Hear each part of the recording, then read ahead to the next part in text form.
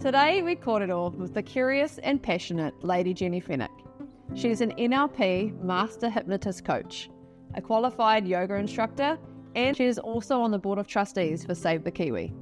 We kōrero about thinking bigger thoughts, being an introverted extrovert and how she replenishes energy, anxiety, grief and connecting, and her mahi on Waiheke Island and with Save the Kiwi. Let's get into it.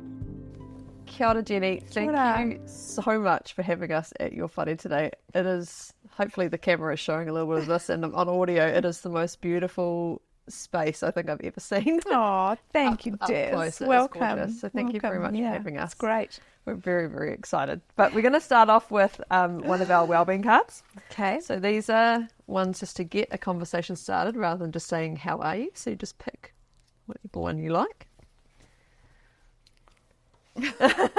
So if you read that out for us. And then What is the most defining moment of your life thus far? I'm thinking about what defining means because, there are... what is the most defining moment of my life thus far?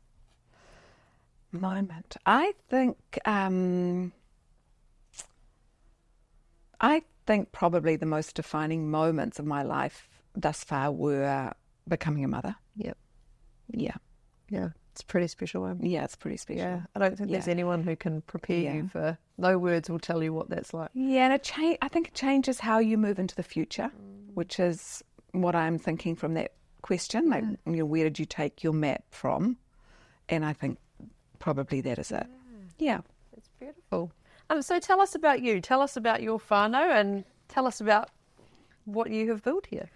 Well, I grew up in a typical Kiwi middle-class family with 3 brothers, and my parents were hardworking, but mainly, they really valued education. And even though of the 4 of us, only one went to university and got a degree, we did all develop very inquisitive minds and the ability to converse and articulate and think about big ideas. And I'm very grateful to my mother and father for that.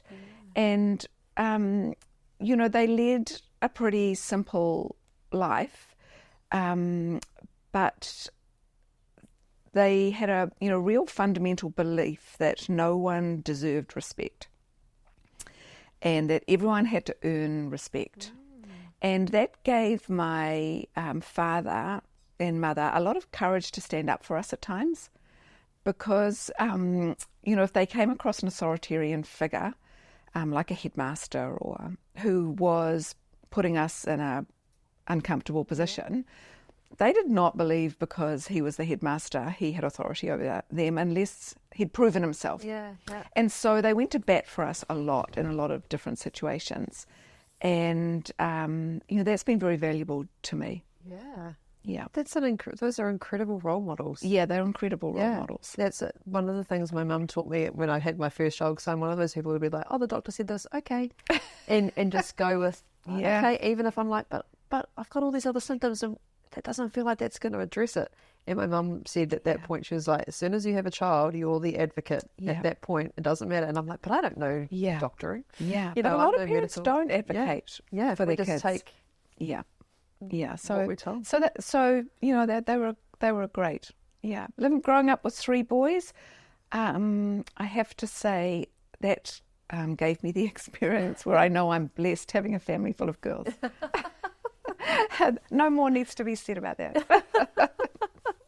I love that.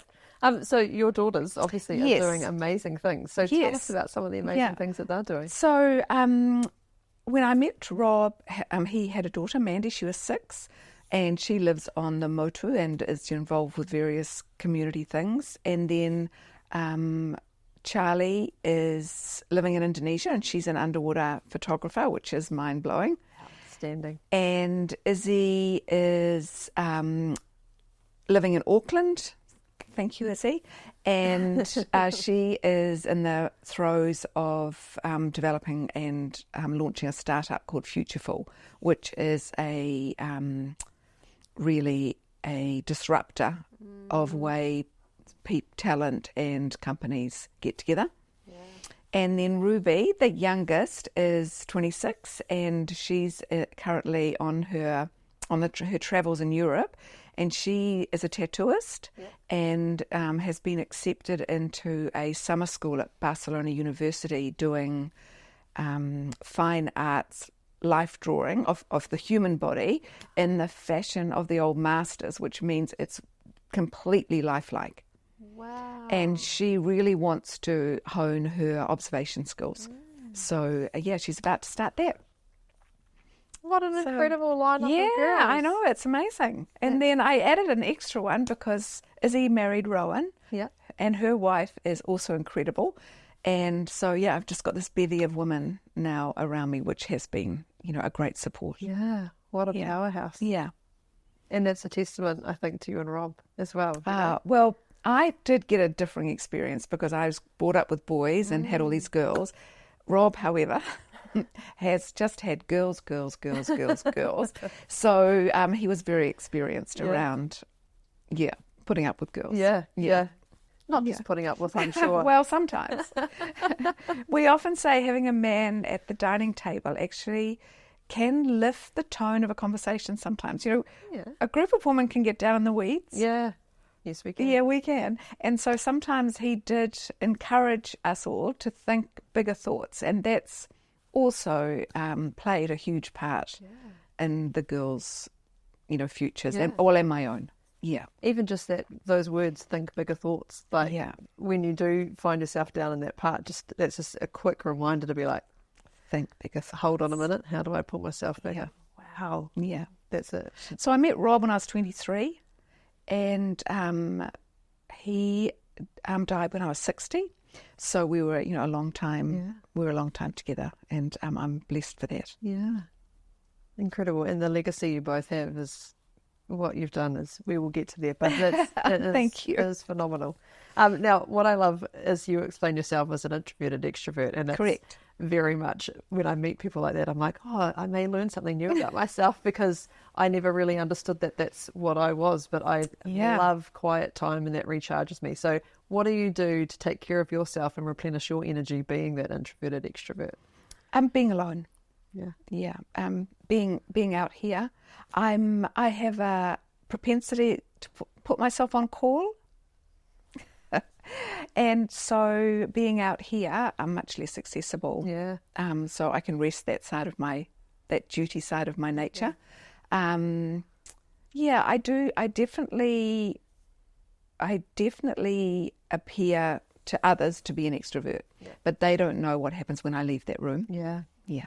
Yeah. I was talking to someone about this the other day. We were on a walk down by the Waikato River, and I said the same. And they were like, I just can't believe it, though. I can't believe you're an introvert. And I was like, but I really am. But I'm an only child, so I didn't grow up with siblings. Yeah. So I think that's a big part to play, that I'm used to being, and now I have 3 children, which is very different. Yes. And very non-quiet time. Yes. But actually being able to acknowledge the fact that now I know that about myself, that what is my then quiet time? How do I replenish to be able to keep giving energy and be my crazy self and dance with the kids?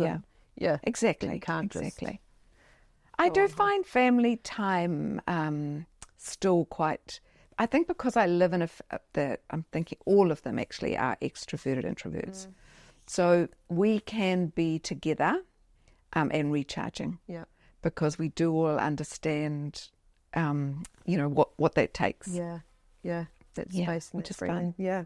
Yeah. Now you are somebody who gets really passionate and curious about things when you learn about them, and it has led you into lots of different pathways. So talk to us about those pathways. So talk to us about NLP, and talk to us about all the things you've trained in, and sort of how those pathways came about. Well, what happens is I get inquisitive, and it's started. I think the first thing I got inquisitive about that I then turned into something I did was bark flowers. Yeah.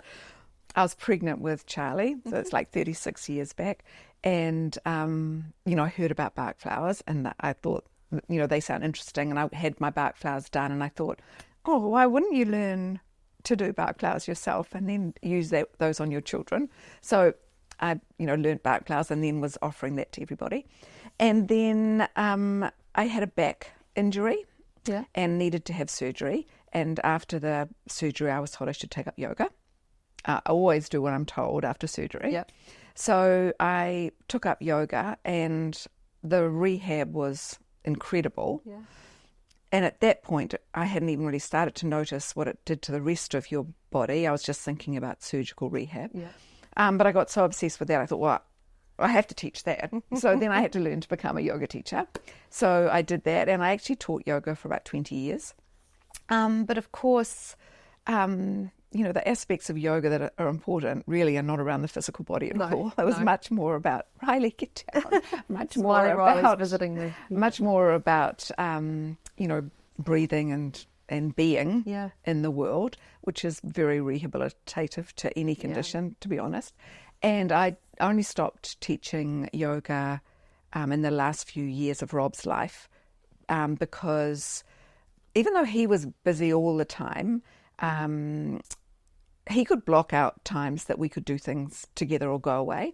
And my intermittent yoga classes actually were, at set times on set days. Yeah. And so it was just ridiculous. Yeah. My tiny pocket money, yoga world was stopping us doing a lot of our bucket list things together. So I stopped teaching then.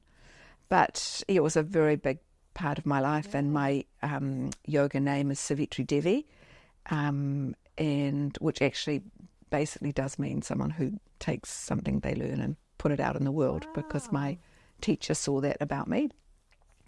And then I had an experience with someone I know who became very anxious, and none of us knew what to do. And in the end, after a year, probably about 18 months of deterioration of mental health, we threw away all the doctors and we took her to a hypnotist. And she went into the first session, came out, didn't want to talk about it. Yeah. Went into the second session, came out, and we were all very inquisitive, like, what's going on in there, what's happening. And she said, I don't want to talk about it. I don't want you to jinx it. After that first session, I haven't had a feeling of anxiety ever since. Wow. And I'm like, oh, I better learn how to do that. Yeah. That sounds pretty clever. So I went and learnt to be a hypnotist in this little house in the back of Te Aratu with a guy who's, well-known hypnotist in Auckland. There's a little class of 5 of us, and we did the course, and I ended up a trained hypnotherapist. And pretty much when I finished that course, there was the annual hypnotherapy conference. Yeah. And I nearly didn't go because I thought I'm normal, but, other hypnotists won't be normal. And so I won't really fit in, go at a hypnotist conference. But in the end, I decided I would go and I'd, sit somewhere, huddle in the back corner and see what went on.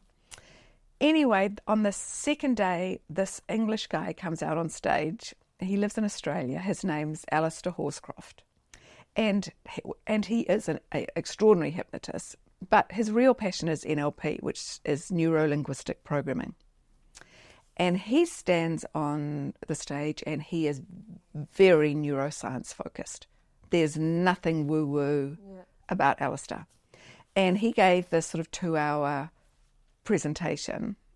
And at the end of it, I go home and I say, sorry guys, I'm off. I'm going to Australia. And it was an 8-week intensive.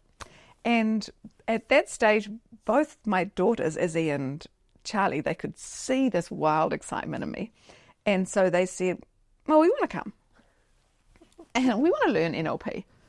And I'm like, whoa, okay, well, it's an expensive course because you've got to accommodate. Yeah.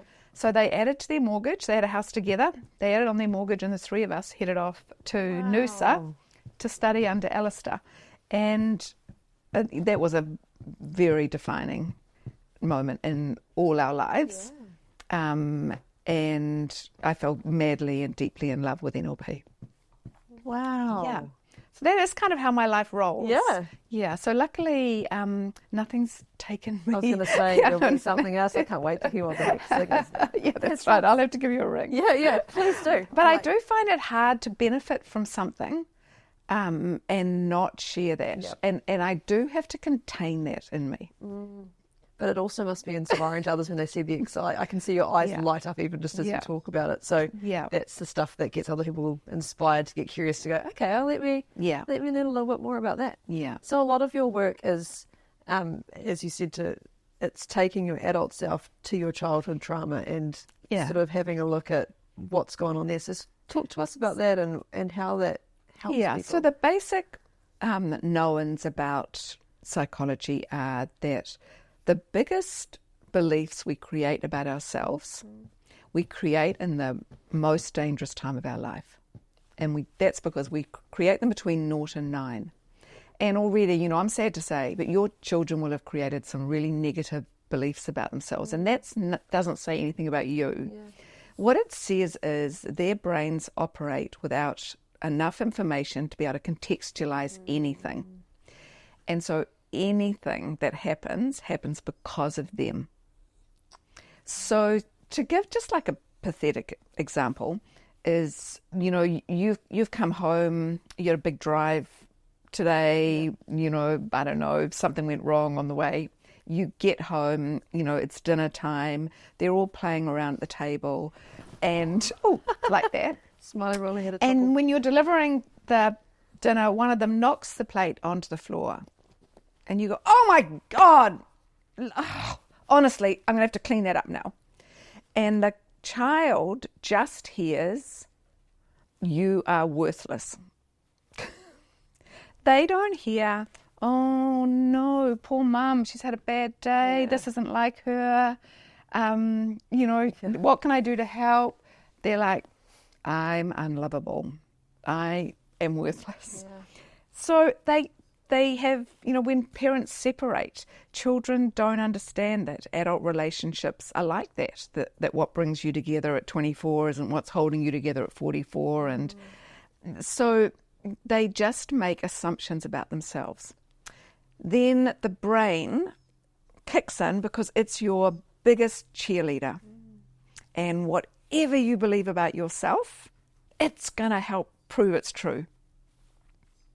So if you're unlucky enough to have formed a belief, for example, that you're worthless, what the brain will do is put up a screen where you can't notice all the evidence of the worth you have, and it will throw a spotlight on any tiny incident that proves you're worthless to help you just get evidence that it's true.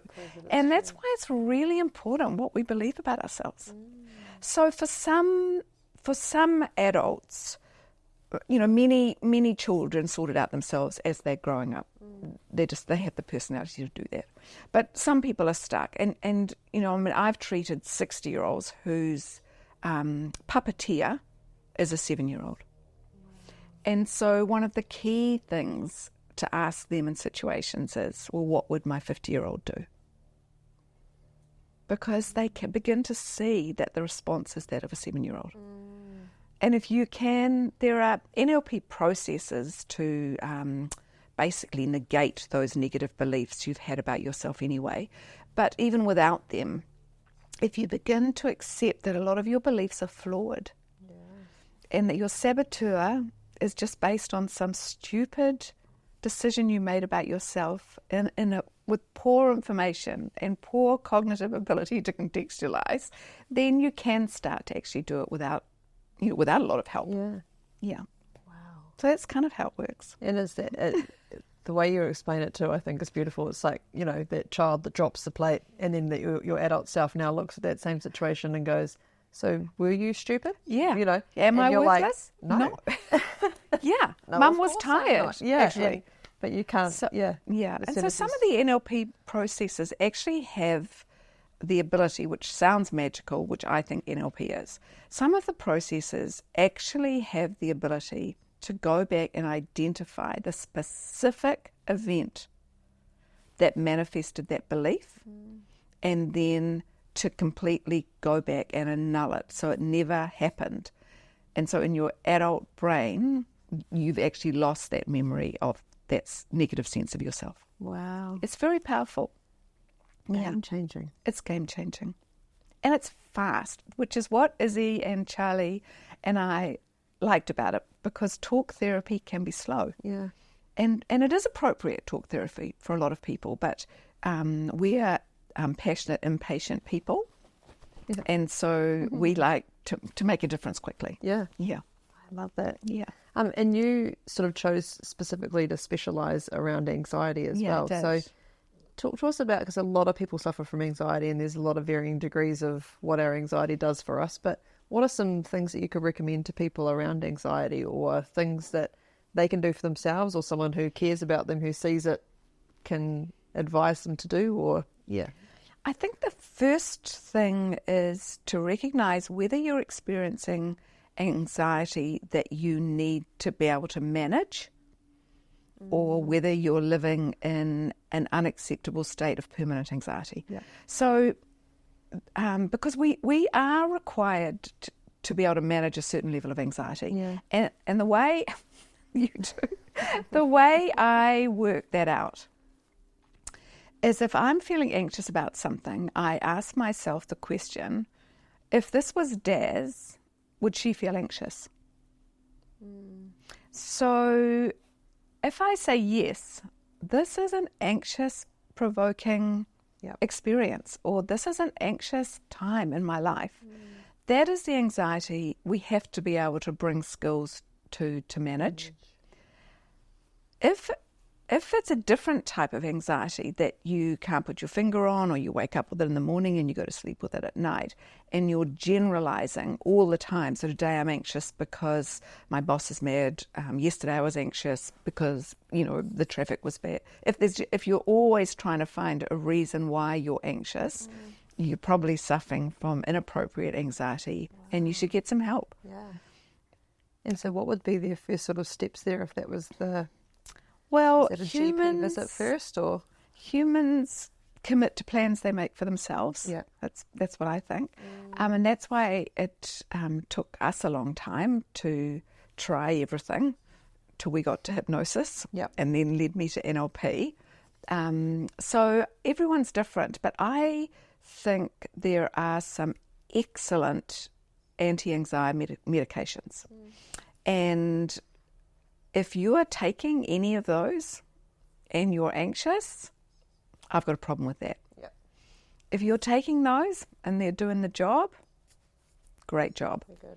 Yeah. But most of the people I saw were on anti-anxiety medications and highly anxious, and that is completely unacceptable. And so I do have a problem with that aspect, and that they're not... Obviously, no one is following up in those instances to see. And, there's a lot of new science now that ADHD imitates anxiety. And one of my daughters, Izzy, who's 35, has recently been diagnosed with ADHD. And, for 20 years, she wondered why life was so challenging. And, she's a lot better. So I think if someone is really motivated to deal with their anxiety naturally, they should be getting up, they should be exercising, they should be getting outside, they should be eating clean, they should be talking. One of the things Al says is you get really good at what you practice. Yeah. And if you're practicing anxiety, you're going to get better and better and better at it. So what else could I be practicing if I wasn't practicing anxiety? Wow. That's powerful too, isn't it? He's very Imagine powerful. if you were practicing confidence every day, self-efficacy. Yeah. Correct. And there are ways to set in place procedures to practice confidence or to practice being a stronger, better version of yourself. Sometimes our anxiety is a defense mechanism. There's a lot of people who practice anxiety because it works for them, and people make allowances for you, and you don't have to do this or that. And what you're asking yourself is, if I wasn't anxious, would they still give me that freedom. Yeah. So, normally things we do in our lives work for us, even though they don't work for us. Yeah, that's our pattern, and that it's worked for me this long. Why would I change it? Yeah. I recently read something somewhere about anxiety, and it said be careful labeling things anxiety, because we've become too quick or flippant to be like, oh, that's anxiety, or oh, I feel really anxious. But actually, are you feeling anxious? Is that what's actually going on? Because we've kind of with tarred it all off the children, brush. Anxiety and excitement feel exactly the same in the body. So you're taking a kid to school on the first day and they're telling you that they're feeling worried. You want to stop the car and say, listen, are you sure it's worried? Because my experience is you get butterflies for two reasons. Yeah. One butterfly is you're a little bit nervous. One butterfly is you're a little bit excited. Could we be a little bit excited maybe, and we're confusing it? And also a lot of people with anxiety don't eat, and hunger and anxiety also emulate each other. So, when you are labelling a feeling, and that's why giving children a big vocabulary around feelings is really important. Yeah. Because, there's a scale. Yeah. Have you seen Brené Brown's book, Out of the Heart? Yeah. I recommend that to so many people now. I was talking to someone yesterday about this actually as well, but like, even for me, you've got your kind of standard sad, bad, anxious, know these words.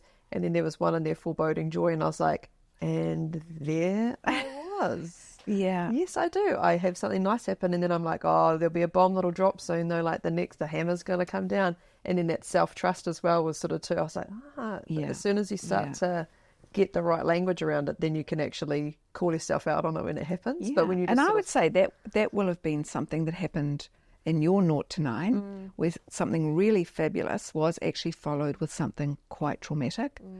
And that's, you will have said, oh yeah, you can never just have good things. Something bad always has to happen. And that's where the NLP just goes back. If you've got a pattern, and your pattern is foreboding joy, then where did that come from? Why would I have that? You don't need to understand the moment it arrived. But maybe that experience is still ruling my thinking now. Maybe I just sit in the joy while it's here and wait and see if foreboding is going to show up.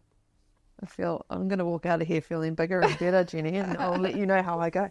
Because it's true. It's just that awareness of someone calling you out almost on the things that you're saying about yourself. Yeah. I love that. Neuro-linguistic programming. Yeah. It's the things we say to ourselves. Next minute, I'm on a plane. Yeah. I'm going on an 8-week course.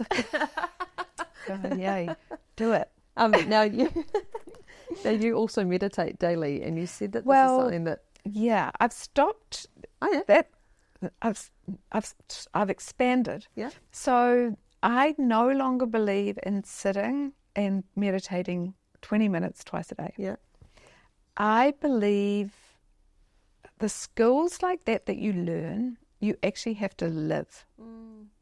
So I know, I've met people who meditate twice a day and then suffer from road rage, mad in a supermarket, waiting line, get frustrated at the smallest effect. Yep. So are they meditating? Yeah. Is 40 minutes calm a day enough? Or can you try to hold yourself in a state of calm and actually of observing and detaching? And I find that's much more important than the practice of sitting down and chanting for 20 minutes twice a day or meditating in any other form. Yeah. So I definitely started with a very strong meditation practice. Alistair wobbled that jelly a bit too, because he thinks meditating the way people do is a bit like putting a frog in a pot of cold water and slowly bringing the pot up to boiling, and the frog can't tell the difference. Yeah. So it just teaches you to tolerate things instead of changing things. Yeah. How interesting. And it is, right? It's the same as saying that you exercise every day for half an hour and then you sit down for the rest of the entire day. It's how do you build that in? How do you make, I just recently read the Blue Zones, but how do you make activity just a normal part of your day? How can you make yourself uncomfortable that you don't use the remote for the TV? Or Yes. Well, Miriam Akamo, who just didn't use her car, you know, if she could walk anywhere that was under 30 minutes away, she decided not to use her car. Yeah. That's right. What a difference it what a makes. difference. Yeah. Yeah. So grief is an incredibly tricky thing, and you It's a have tricky thing. gone through massive grief with Rob, both with him being unwell and then passing away. But you said that you NLP'd yourself sort of throughout that and used that to help your family. So talk to us about how you did that. Yeah. So just knowing that I do have the skills to understand that the stories I tell myself are going to narrate me into all stages.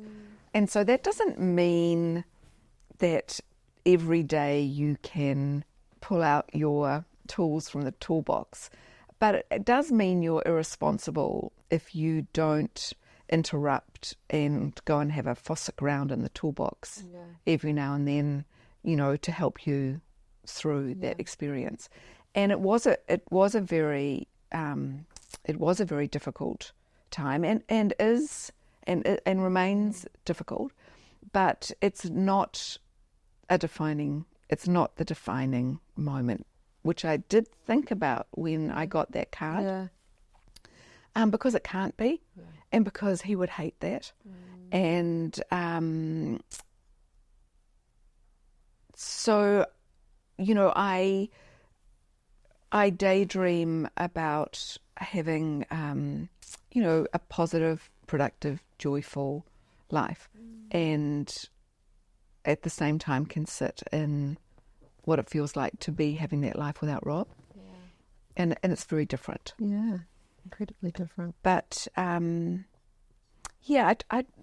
do. I tell myself how lucky I am, and you know, the things that are still to be done, and what, you know, the creationist in me is trying to use positive language. Yeah, Incredible. It's incredible because we don't know how to manage that grief, if you know what I mean. Like, it's it incredible can't to have be those- managed. no. It has to be learnt to be lived along. And to have that, because grief doesn't ever leave you, and so it's how just like you said with meditation, how you then daily that's going to be a part of it, and there's going to be those moments. But I think that for anybody who's listening to this who is feeling that heaviness of grief or are unsure of how to bring themselves through those, how to bring them a bit of sunshine, I guess, into their days, as well as feeling how they're feeling, what would you recommend for them to do or to go and read or learn about?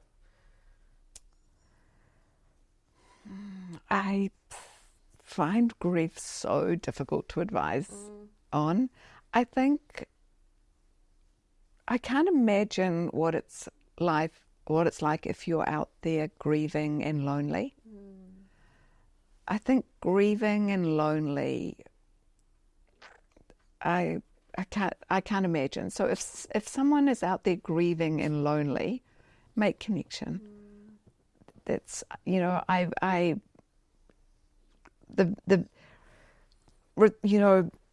don't actually put any value in the premise of being happy. Like, when I hear people say, I just want my children to be happy, I feel like giving them a boot up the bum and saying what you really want is your children to be resilient. Yes.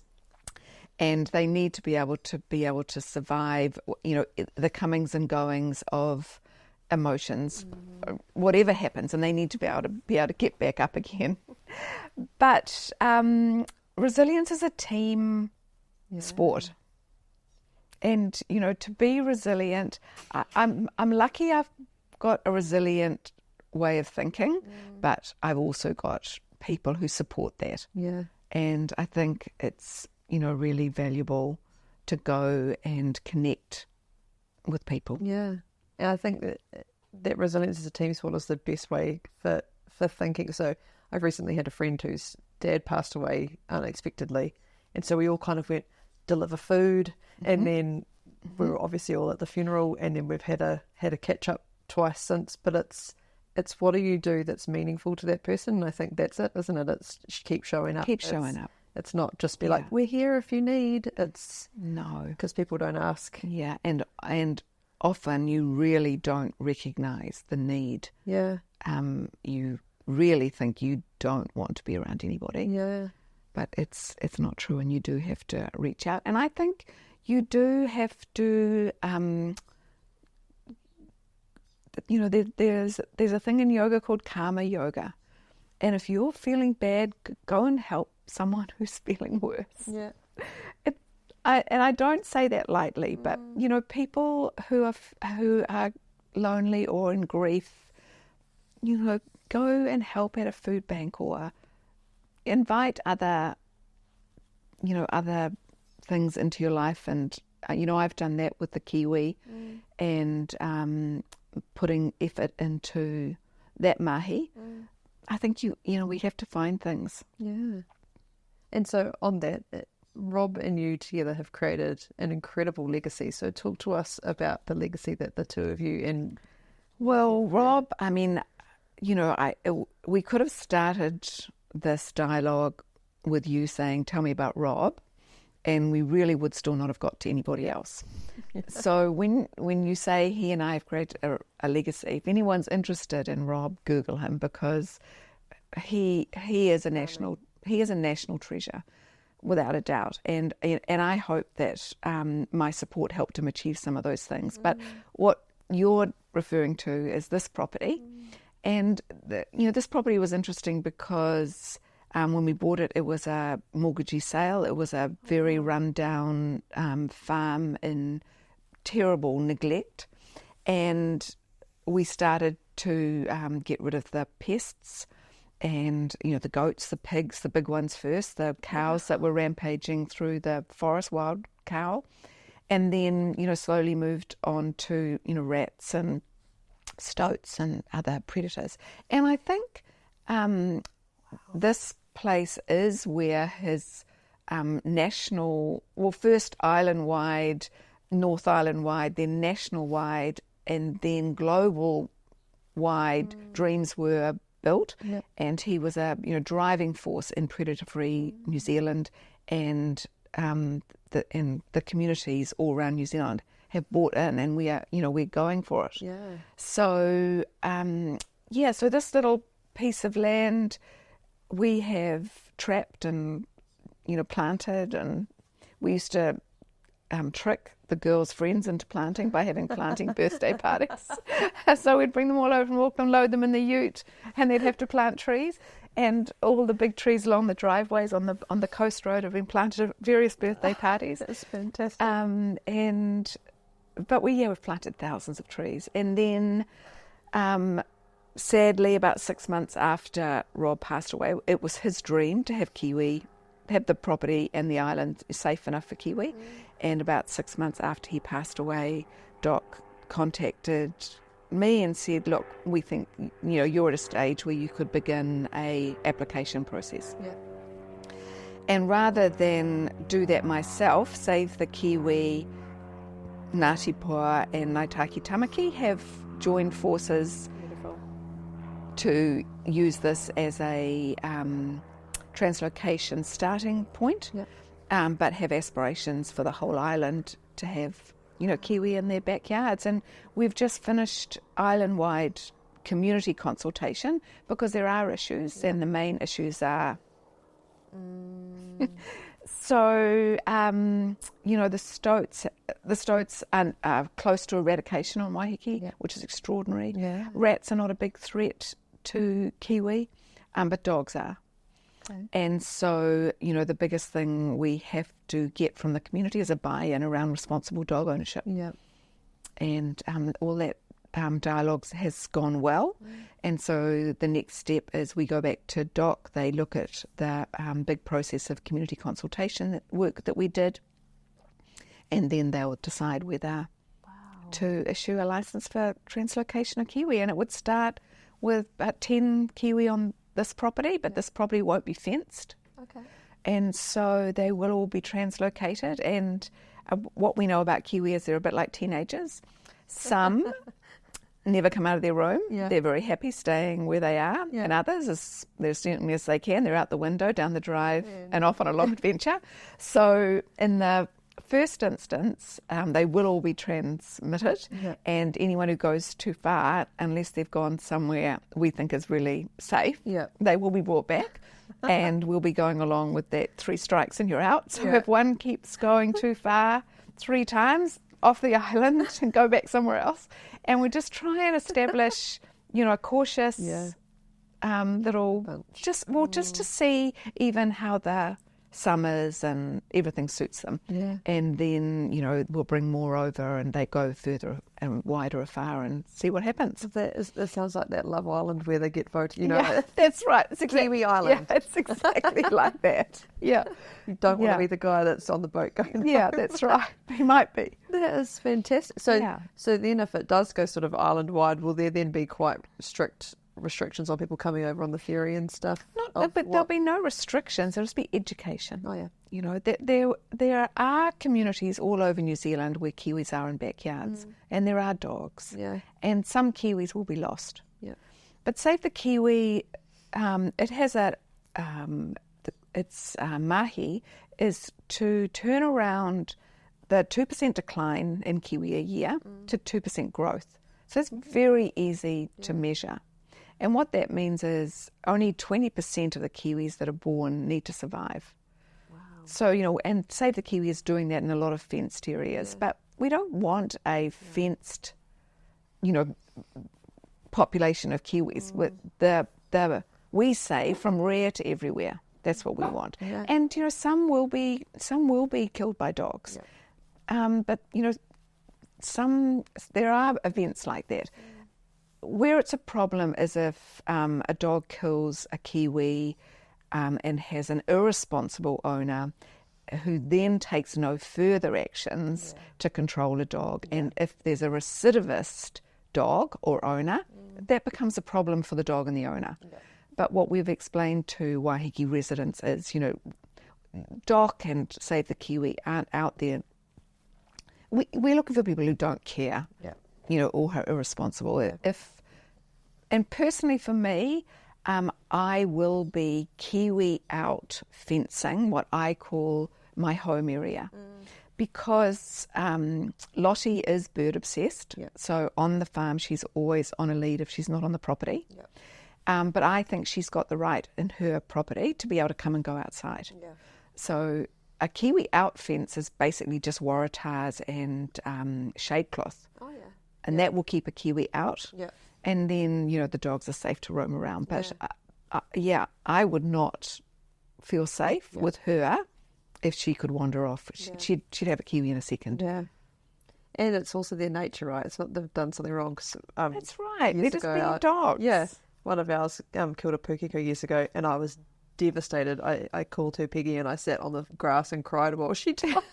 Because she wasn't quite gone, and I was like, "Oh, what have you done?" But then my husband was like, "He didn't do anything wrong." Because I was like, because he's my gentle little boy, and I was like, "What are you doing? You're my lovely little softie." And Chris was like, "Hey, that's natural. That's well." And that you learn one big thing that all dog owners need to know is know your dog, and any dog can kill a Kiwi. Yeah. Any dog, a Chihuahua. A Kiwi has a floating rib cage because you'll have seen the pictures with the big eggs. So unlike any other rib cage, it's not connected anywhere. Wow. And so the smallest pressure, its heart can be crushed. That's or internal organs. So that is the reason why a Kiwi is particularly vulnerable to dogs. It'll fight off cats, fight off stoats, but it's got zero chance against a dog. Wow. That's good. Good to know. Yeah, good to know. Yeah, but also you think like I said, you think you know the nature of your dog, but they wouldn't hurt. No. It's like cat owners. Yeah. She looks away because I now have a cat. So, Save the Kiwi is a trust, and yes, I imagine you still need a lot of financial support and philanthropy. So talk to us about that, but also talk, what is philanthropy? A lot of people don't really understand it or how they can get involved and how a little can actually be helpful, and it doesn't have to just be our big guns who are putting the money in. So talk to us about that. Yeah, the little and often is probably the cornerstone of philanthropy in New Zealand. You know, if you look at a lot of our core charities, the cancer charities, and you know, who have a ribbon day, and it is just people being generous.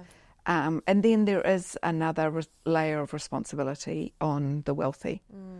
And you will have heard of the Plowmans, who had Next Foundation, and at Plowman's challenge to the mega wealthy is you should be, while you're alive, releasing 50% of your wealth, because then you can be strategic. Once you're dead, you have no control over the strategy of that money. But I think philanthropy is, there's also social philanthropy, like being a volunteer.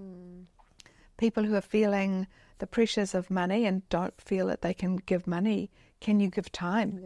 And that is also a really, the predator-free movement is a classic example of that. There are probably hundreds of thousands of New Zealanders baiting, whether it's in their own backyard or my brother and sister-in-law were inspired by Rob, and now they run the Whangamata Harbour Care, predator-free program, and and they've got a bevy of volunteers now. I mean, there are so many ways to give back to the community, and there's nothing like giving to make you feel better. It's true. And as you said, and if you're not feeling the greatest, that's also going to fill your cup, and you connect with people. Because more often than not, volunteering's not alone. It's very rarely alone. Yeah, you're with others and learning more about someone else, getting curious, finding out about NLP from someone, and then going, that's right. Exactly. Oh, priceless. Now, Waiheke has been a massive part of your life, and you've recently sold most of it. Yeah. A big part of your farm. So that was a pretty confronting process. So sort of talk to us about that and how you've... So I thought when Rob and I had already talked about that it wasn't going to be sensible for me to manage the whole property. And Rob was the last funeral before the first lockdown. And so he knew that, but he didn't know what would happen with COVID and how that just really changed everything for everyone. And in some respects, those lockdown days where the girls and I went basically from the funeral home packed and came here and then all locked down together were some of the best days, since Rob died. Those where we were all together, and we did some pretty extraordinary things in that time. One of them was we knew from NLP as well that when you're feeling really overwhelmed and uncomfortable, you need to put yourself in situations where you discover skills to feel more comfortable. So we started plunging. Oh wow! And we plunged every day. Winter, spring, summer, whatever it was, and we'd stay in for 10 minutes. Wow. And it's training your mind that it's okay to be uncomfortable. And so that was one of the things we did together. And also when you're with the group that loved the lost person the most, I can't tell you how much laughing you can do. Yeah. Like outside that group, you just can't find it. Yeah. But inside that group, we've got a lot of black humour in our family too. But we cried, but boy, we laughed. Yeah. And so as we came out of that and moved back into normal life, I really couldn't manage the property. And cut a long story short, I put it on the market and I felt very excited about doing that.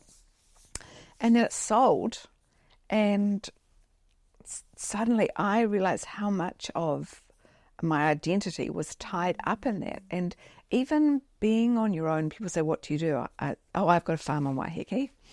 And that starts a conversation immediately and makes me sound much better than I am. And, so that's not true. She's amazing. So suddenly the farm had sold, and I felt like, who am I?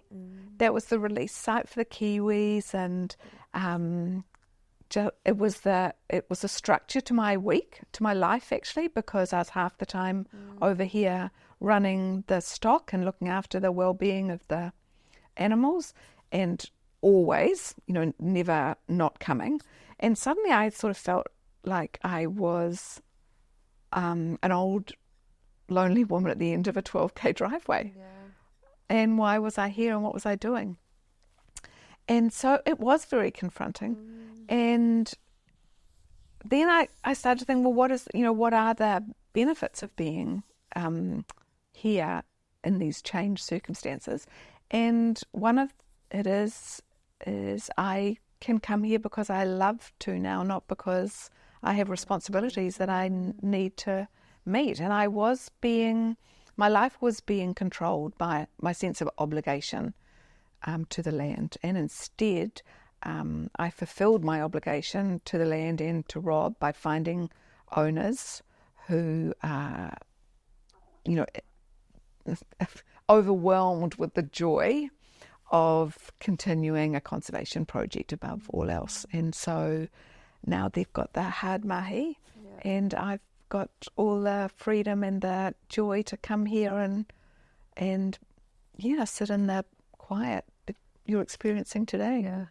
Identity is a massive part though, isn't it? Identity is huge. Yeah. I learned that when I was first married to Rob, and we had 2 children in 12 months, and so I wasn't working then. Yeah. And we would go to all these fancy dinners, and I'd be sat between 2 men because that was how they always sat things.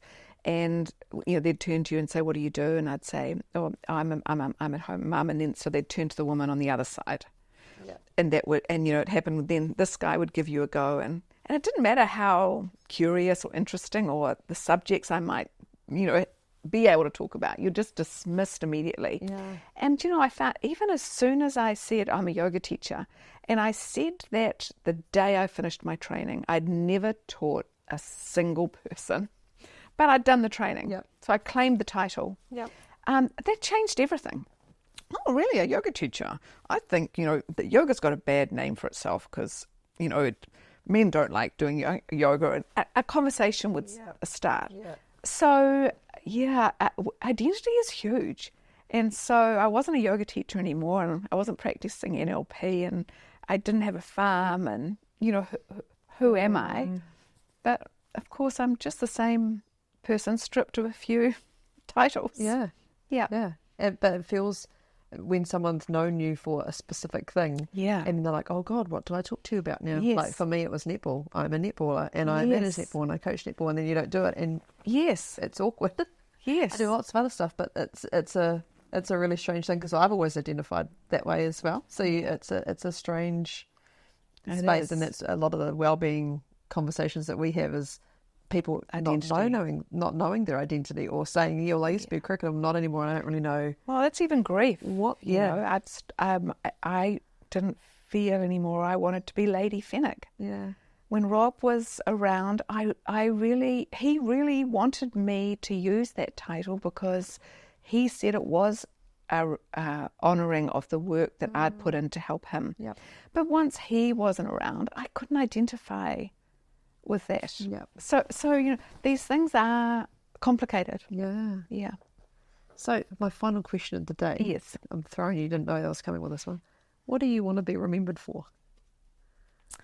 I want to be remembered for being a resilient, compassionate, calm influence. Can I add curious into that? Well, that's right. Will I be remembered for being curious? Maybe. I think I think your curiosity will have inspired so many more people than you would probably realise. Yeah, I never thought of it like that. Yeah. But yeah, that's beautiful. So we have a question for you. So each of our interviewees always ask the next dreaded moment. Question. So if you have a read of that one, read it out for us and then answer it. Oh, I know Alice Soper's dad, and so that's a lovely connection. Alice wrote, "Would you rather have a conversation with someone 7 generations in the future or 7 generations from the past? And can I just congratulate Alice on such a mind-blowing question. What a sensational thought. The inside of my brain is firing. And I'm going to go 7 generations in the future. That's a leap of faith because, will there be anyone to talk to 7 generations on the way we're treating the world at the moment? But the reason I'm going to go for the future is because I think we've recorded a lot of the thoughts and beliefs of generations that have gone before.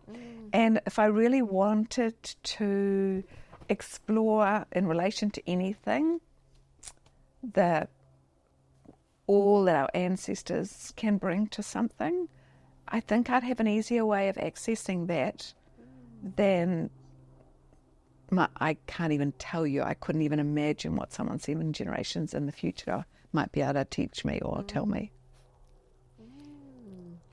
Yeah, thanks, Alice. Love that. Thank you so much for your time today, Jennie. This has That's a pleasure. been so gorgeous, and just the warmth that we're feeling. If you're listening to us and not watching us, we are sitting right on the sea. There are fantails dancing in the background. There are 2 beautiful dogs, and it has just been beautiful. So thank you so much. Oh no, thank you, Des. And I know there's so much that's going to help people with their well-being when they listen to us. Thank you. So appreciate your time. Thank you. Enjoy it. And we will see you again next time. Ka kite.